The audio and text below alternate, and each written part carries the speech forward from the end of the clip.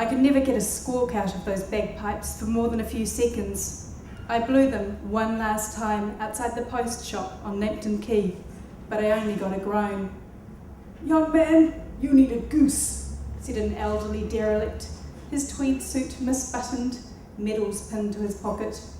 He walked one shoulder higher than the other, so it looked like he had been split, tongue and grooved, but not slid into alignment. "What do you mean, a goose?"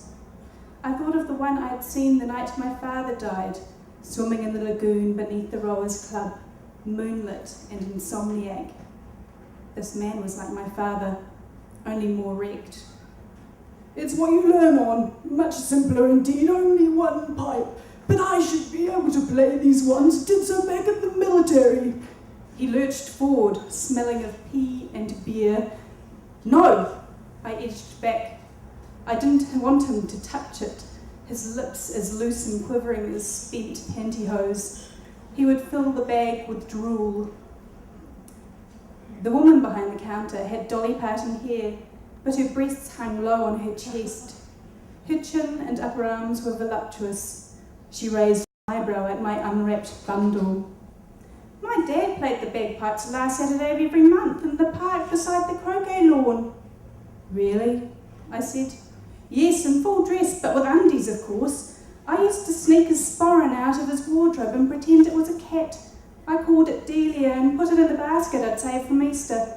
Whenever I stroked it, I could swear it purred."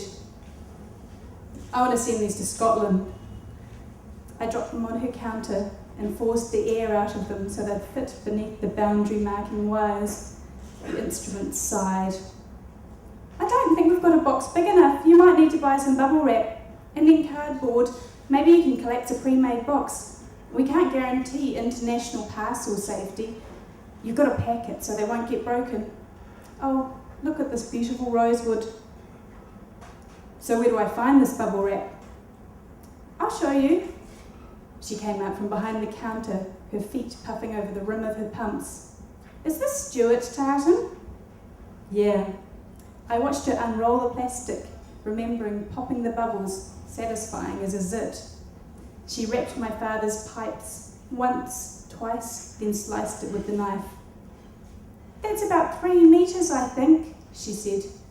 "Pick up that H5, will you?" I followed her back to the counter. The box hurt the crooks of my elbows and was dry against my fingers. "My dad used to play the bagpipes very well, dear old dad." She glanced at the tiled ceiling, every third rectangle illuminated. She tapped the wrap while I flattened the box. "Now pass me that cardboard. I'm a singer myself." "What kind of music?" I said. "I sing in a covers band at a pub up the coast." I pictured her hair in an upward soft serve swell and her breasts following suit, a wide elastic belt clinching a waist. I'd worked in pubs like that, listening to New Zealand girls channeling Nashville and Celine Dion. I had thought I'd be only out here for a while, but it had been 3 years. "Do you play?" she asked. "No," I said. "We have the best intentions, don't we? I always thought I might learn the flute for when my voice gave out. I had some nodules taken out last year." She rubbed her throat as though they were still there, tuber-like, growing underground. I was never going to learn the bagpipes. "Your dad must be disappointed." "He's dead." The woman looked shocked, like I wasn't allowed to use such words. He should have said passed away or gone to a better place, but that wasn't my father's style. He was a prosecutor in the High Court who boomed orders there as well as at home in the kitchen and in the bedrooms. He sang nursery rhymes before supper time in their original Gothic form. "Who put her in, little Tommy Thin? Who pulled her out, little Johnny Stout?" I was Tommy, but no matter how much I told him I'd never drown a cat, he wouldn't let me have one. When I left Scotland, I stole the bagpipes, hoping it might rob him of his bluster.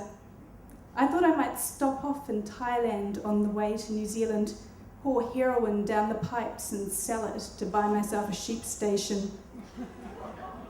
But an Australian was sentenced to be hugged for drug smuggling around that time, and I lost my nerve.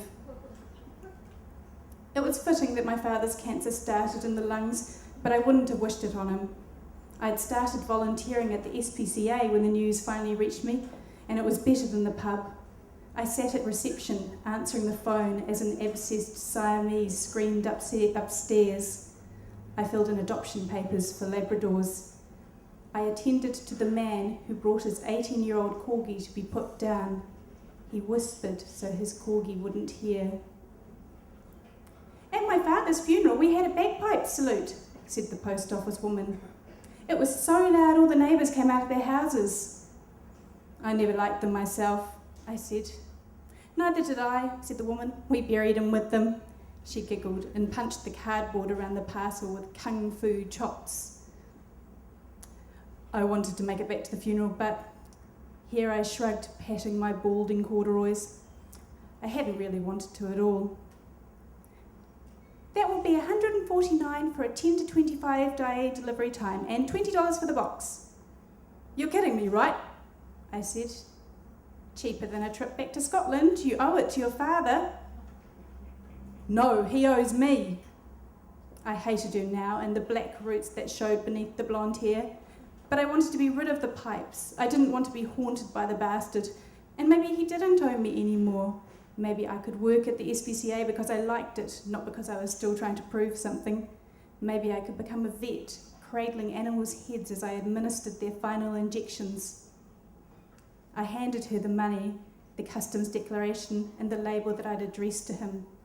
She peeled off their waxed paper and stuck them on. Goodbye, you old goose, you old windbag, I said, slapping the parcel. Don't call me that, she said.